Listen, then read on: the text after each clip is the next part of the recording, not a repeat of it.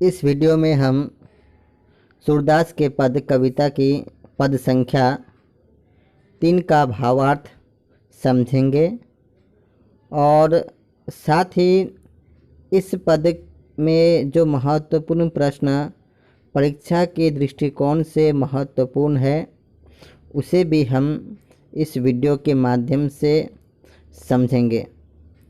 इसीलिए इस वीडियो को पूरा देखें और इस वीडियो से आप अधिक से अधिक लाभ उठाएं। पुनः कहता हूँ, इस पद में बहुत सारे प्रश्न परीक्षा में पूछे जाते हैं।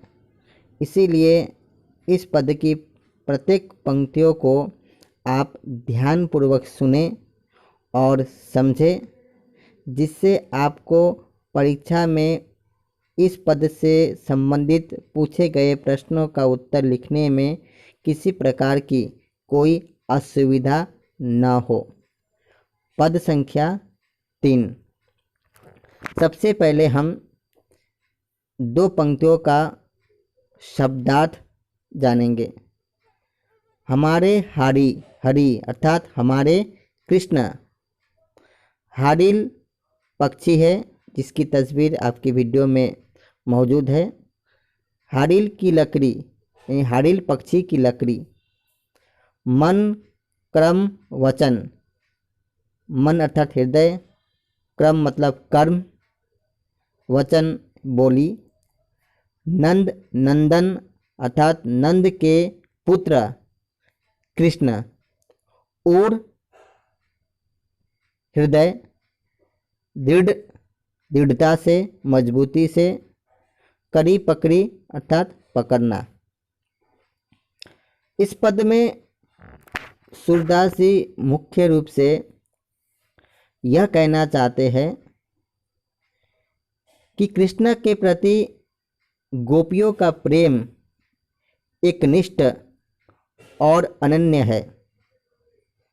अर्थात कवि सूरदास जी इस पद में कृष्ण के प्रति गोपियों की एकनिष्ठ और अनन्य प्रेम भावना को अभिव्यक्त किया है। ध्यान दीजिएगा, गोपियों का प्रेम कैसा है?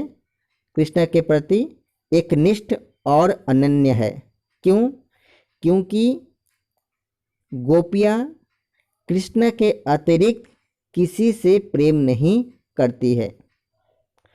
चूँकि गोपियों का प्रेम केवल एक के प्रति अर्थात श्री कृष्ण के प्रति है, इसीलिए सूरदास ने गोपियों के प्रेम को एकनिष्ठ कहा है।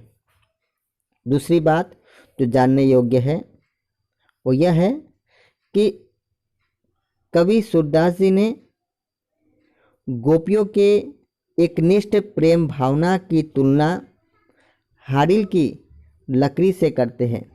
गोपियाँ कहती हैं उद्धव से कि हमारे श्री कृष्ण हाडिल की लकड़ी के समान है। जैसे हाडिल अपने पंजों में, अपने पैरों में हमेशा लकड़ी को दृढ़ता से पकड़े रहता है, उसे अपने जीवन का सहारा मानता है, ठीक उसी तरह गोपियाँ मन, कर्म और वचन से नंद के नंदन कृष्ण को अपने हृदय में दृढ़ता से पकड़े रखती है। वह भी हाडिल की तरह कृष्ण को अपने जीवन का आधार मानती है, कृष्ण को अपने जीवन का सहारा मानती है। अब हम अगली 2 पंक्तियों को समझते हैं। जागत जागना, सोवत सोना, स्वप्न सपना, दिवस दिन, निशी रात। जकड़ी जपती रहती है, सुनत सुनकर, जोग योग, ज्यों जैसे, करई ककड़ी अर्थात कड़वी ककड़ी। अब हम तीसरी पंक्ति का अर्थ, उसका भावार्थ समझते हैं कि लिखा हुआ है, जागत सोवत स्वप्न दिवस निशी, कान्हा कान्हा जकरी रे। गोपियाँ जागते हुए सोते हुए, दिन में, रात में कृष्ण का नाम जपती रहती है।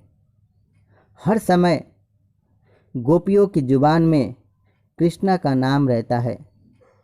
वह चौबीसों घंटे, आठों पहर कान्हा कान्हा पुकारती रहती है, कृष्ण का नाम जपती रहती है, कृष्ण का नाम रटती रहती है। सुनत जोग लागत है ऐसो। जैसा कि हम जानते हैं कि उद्धव मथुरा से गोकुल में आकर गोपियों को योग का उपदेश देते हैं, योग का संदेश देते हैं।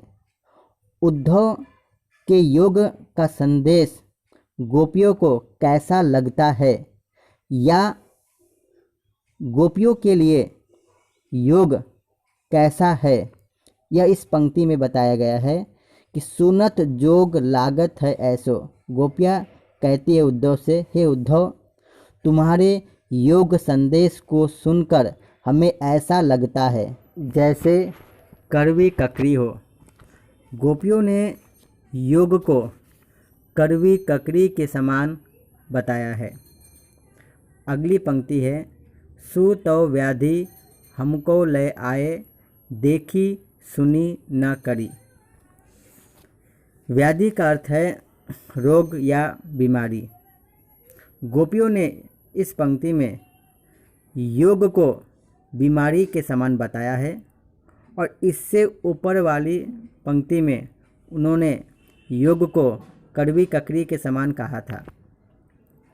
तो सो तो व्याधि हमको ले आए, हे उद्धव, तुम हमारे लिए ऐसे योग रूपी बीमारी लेकर आए हो जिसे हमने न तो कभी सुना है और न देखा है और न ही भोगा है।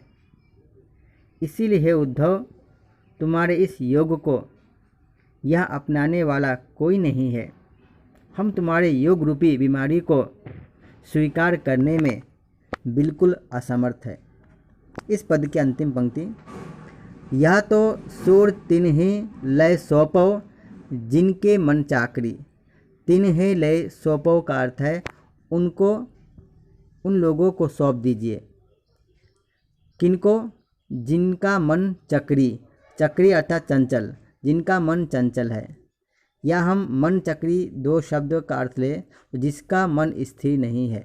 जिसका मन स्थिर नहीं है, हे उद्धव, तुम उन लोगों को यह योग का उपदेश दो, उन लोगों को यह योग सौंप दो जिनका मन चंचल है, जिनका मन स्थिर नहीं है, इधर उधर भटकता है।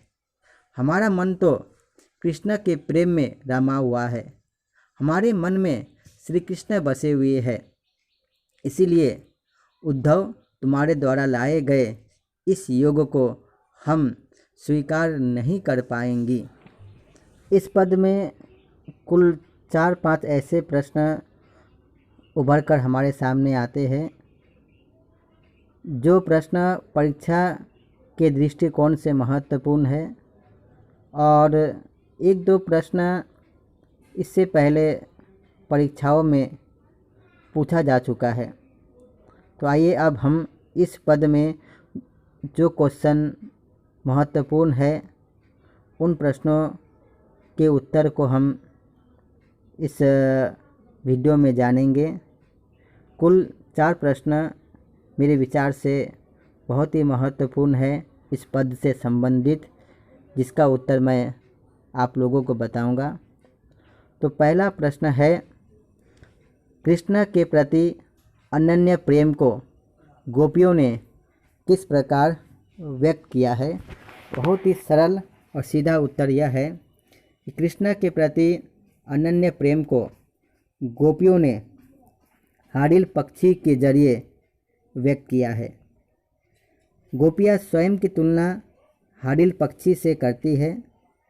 जिस प्रकार हाडिल पक्षी अपने पैरों में हमेशा लकड़ी को थामे रखता है और उसे अपने जीवन का सहारा मानता है, ठीक उसी तरह उन्होंने कृष्ण के प्रेम रूपी लकड़ी को थामे रखा है और उसे जीवन का सहारा मानती है। दूसरा प्रश्न है, गोपियों को योग कैसा लगता है? उत्तर है, गोपियों को योग कड़वी ककड़ी के समान कटु तथा बीमारी के समान लगता है। ये योग रूपी बीमारी हमने इससे पहले न तो देखी है, न सुनी है, न ही कभी इसका व्यवहार करके देखा। यह योग हमारे लिए अरुचिकर है। तीसरा प्रश्न है, गोपियों ने योग की तुलना किससे की है? सीधा उत्तर है, गोपियों ने योग की तुलना कड़वी ककड़ी और व्याधि से की है। अंतिम प्रश्न है, गोपियों ने उद्धव से योग की शिक्षा कैसे लोगों को देने की बात कही? गोपियों ने उद्धव से योग की शिक्षा ऐसे लोगों को देने के लिए कहा है जिनका मन स्थिर नहीं है, चंचल है और इधर उधर भटकता है, जो कृष्ण के दीवाने नहीं है, जिन्हें प्रेम, भक्ति और कृष्ण पर कोई आस्था नहीं है। इस प्रकार इस पद के 4 प्रश्नों के उत्तर मैंने आपको बताया। यदि आपको यह वीडियो पसंद आए और यदि आप कुछ सलाह देना चाहे तो प्लीज़ आप कमेंट बॉक्स में अपना मूल्यवान सुझाव देकर मुझे अनुग्रहित करें। धन्यवाद।